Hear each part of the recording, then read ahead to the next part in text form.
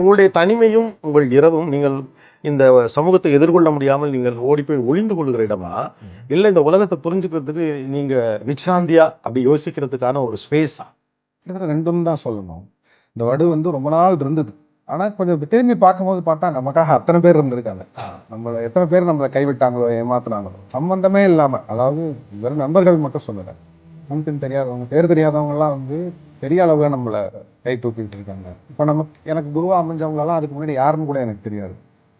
அவங்க எனக்கு கொடுத்த அறிவு மட்டும் இல்ல, அனுபவங்கள் எல்லாமே வந்து ரொம்ப பெரிய விஷயம். அதாவது வாழ்க்கையே புரட்டி போட்ட விஷயம்னு சொல்லுவாங்க. அவ்வளவு நடந்திருக்கு.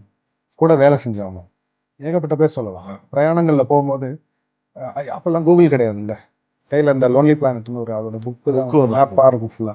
அதை வச்சுட்டு தான் நம்ம தேடி போவோம். புரிஞ்சுட்டு வந்து அவங்களே ஹெல்ப் பண்ணுவாங்க. அவங்க பாஷை நமக்கு தெரியாது, நம்ம பாஷை அவங்களுக்கு தெரியாது. ஆனா அவங்க சொல்றது நமக்கு புரியும். இப்படி பல அனுபவங்கள் வந்து ஒரு ஸ்டேஜ்ல வந்து ஒரு பெரிய நம்பிக்கையை கொடுத்துச்சு.